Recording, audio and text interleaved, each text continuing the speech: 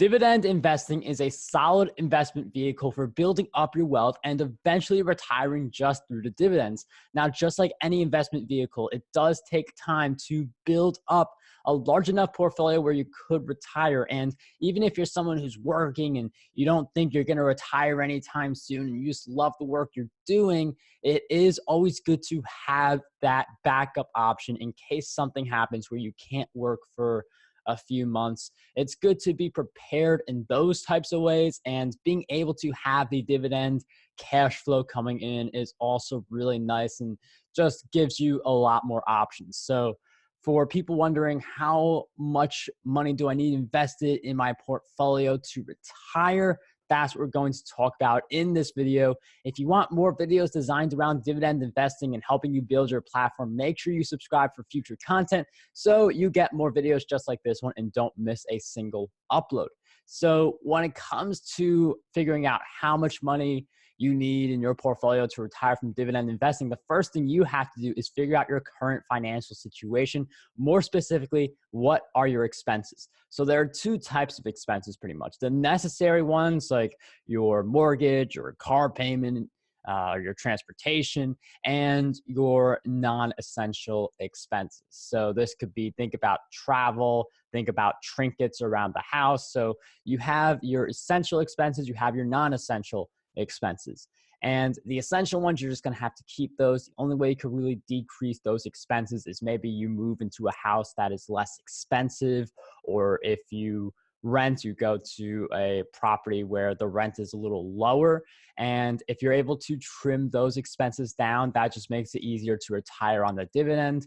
But the bigger opportunity is going to be those expenses where you could go without, like the trinkets, you could go without. The travel, that's going to be a little different for each person. Some people, they need to get out, and I can't blame you for wanting to go out and travel, because that's the thing I like to do. I like to throw some marathons in. So it's important for you to figure out what you can keep, like what you want to have in your life, and what you feel like is not really helping you as much, or towards the end of your life, will you look back at that purchase and be like, yes, that was worth it. That was an experience that really helped me. Like, it's not the trinkets that people think about, it's the experiences people think about towards the end. So just keep that in mind, because the way you spend your money really impacts your ability to retire. So if you have $1,000 a month in unnecessary expenses that you look back at a year from now, you're like, why did I spend that money on that stuff? That's going to make it harder for you to retire through dividend investing. Because if you go through, let's say, $3,000 per month in necessary expenses, but then it's a total of $5,000 per month in expenses because some of it isn't necessary. It's the difference between needing $36,000 a year in dividend to retire and needing $60,000 in dividend per year to retire.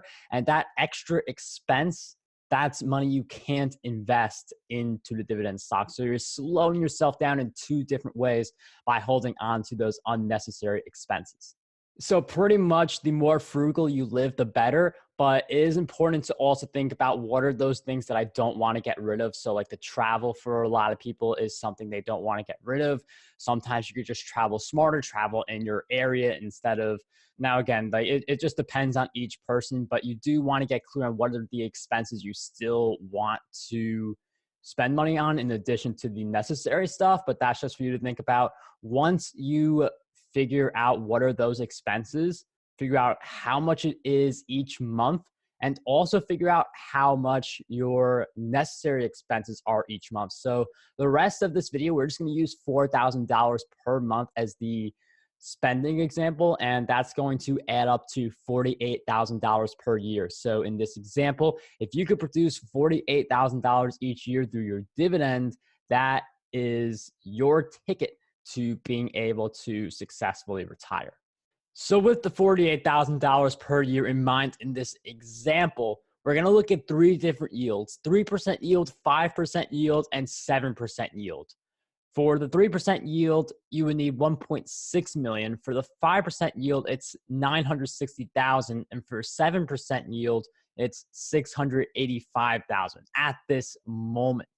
So the reason I say at this moment is because if you invest now and you have a 10-year horizon or a 20-year horizon. Some people, they may only have a 5-year horizon. The more horizon you have, the the more likely it is to achieve the goal. And then it's just based on how much income you put in each month. Now, if you heard 1.6 million for the 3% and you thought, I'm never going to do that, part of the reason we talked about expenses and trimming them down so you do have more money to put in, but there are a few forces working for you that people don't really think about as much. So many people, they just look at the yield and they do the basic math where, 48,000 divided by 7% gets you 685,000 approximately that you would need if you wanted to put in all the money today at that yield. However, with dividend stocks, there are two things that happen. One is you can reinvest the dividend. So for my Cisco position, I get at least one new share per quarter because of the dividend reinvestment I have in place. So that is one whole share that I don't have to buy with my own money. It's just dividend reinvestment gives me that share. And as you build up your position in different companies, it could be 2 shares per quarter. It could be 10 shares per quarter if you're looking at REITs and you put money in those. But it really does depend on the dividend reinvestment and how much you are getting from that. And when you do choose to reinvest a dividend, it just makes the math easier. And automatic dividend reinvesting makes it so that you don't even have to think about it. It just automatically happens, which is one of the best ways to do dividend investing. So in addition to the reinvestment, which will speed things up a little bit, the big groundbreaking speed is through the dividend growth rate. The growth rate is how much the dividend grows each year. So similarly to how they say, the average market return is 8% each year, that's how much an individual stock grows on average. A lot of companies, they will also grow their dividends. So a company that was paying $1 per year to their shareholders may decide, let's raise this thing to $1.10 or $1.20. So the dividend growth rate, that is going to be a big factor for long-term potential. It's something you're not going to see so much when you first invest, but if you look 5 years later, your dividend could double. Before the SunTrust merged, they had a dividend that did double in about 5 years. And you put in money, you make $1,000 each year from it, and then do nothing, and it turns into $2,000 each year. And that doesn't even include if you did do reinvestment. So not every company is going to grow at that pace with their dividend. It's based on, in large part, how well the company is doing and also their payout ratio.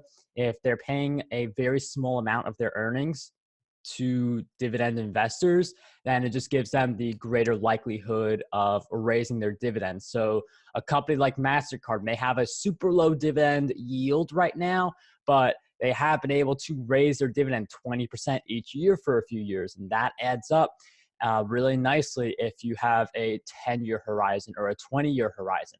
A company like AT&T, and I've broken these two companies down in another video, but AT&T offers that 7% yield right away. And while they're not going to grow as much, you're looking at maybe a 2 or 4% annual growth in the dividend. They do give you 7% right away. And if you do reinvest, that's just more money that you are adding to your portfolio. So it's not just looking at the big number and thinking, how am I ever going to get this in one shot? It's gradually investing money each month to try and hit that number, but also knowing the reinvestment is going to help you. The dividend growth rate is going to help you. And you just have a few of these different things working in your favor to help you hit that dividend retirement goal. And the sooner you can start doing consistent monthly investments into your dividend portfolio, the better. When you first start as a dividend investor, you're going to look at your numbers and you are going to think that, oh my goodness, this is so hard. I have to make so much more money. There's no shot for me to retire at all with this strategy. And that's because it takes years to make this happen. This isn't one of those things where in a year you're set. The only way you get set in a year through dividend investing and you're able to retire is if you make that type of money to set yourself up in that position. So you do have to have a long-term focus on this. And the great thing is when you're making, let's say, $10,000 per year in dividend investing, you get to that point, then that's $10,000 each year that goes into reinvestment. And if you have a 10% growth rate on that, then that automatically becomes 11,000 just because of the growth rate. So there is a lot of math that works in your favor, but it's one of those things, the more money you have into the system, the more it gives back to you and the more it's able to grow. So just focus on those monthly investments. It may seem very unlikely when you first look at it, but if you're really consistent with it year after year for 5 years, 10 years, however long it takes, and you're building up your income, you're cutting down on your expenses, that's going to help you get to your goal. And if you are looking at your expenses and you're thinking about how much money you would need to retire and it just scares you, like you don't feel like it's going to happen in a while, just think about doing some of the smaller stuff. While in this example, we've kept on using 48,000. I mean, just even making a few $100s each month through dividend investing, which is far more doable. That is a weekend off, so you don't have to work on the weekends if you don't want to. Like dividend investing, it's not something where you just immediately go from work to retirement. It can be something for some people where you start to do part-time work instead of full-time work, and you just want to have more control. You want to have more options, and dividend investing can be that way to get an extra day or two off of work each week, or come home at a little bit of an earlier time. Or if you are an entrepreneur like me, it just gives you the ability to take some days off because you know that you still have some money coming in. So dividend investing, the key thing here is it just gives you more options when you have that money consistently coming in. And if you invest in good stocks that are able to appreciate, then it's not just on the road to having dividends pay expenses, but you can make a lot of money on the appreciation. So MasterCard, I mentioned them earlier, their dividend is extremely low, but their appreciation for the stock has beaten the market for like 10 years if you look at the annualized return. So thinking about the appreciation is just as important as thinking about the dividend. For people who want to retire quicker, it may make sense to do a 7% play like an AT&T, where you're not going to have as much appreciation, but the money is going to be coming in quicker.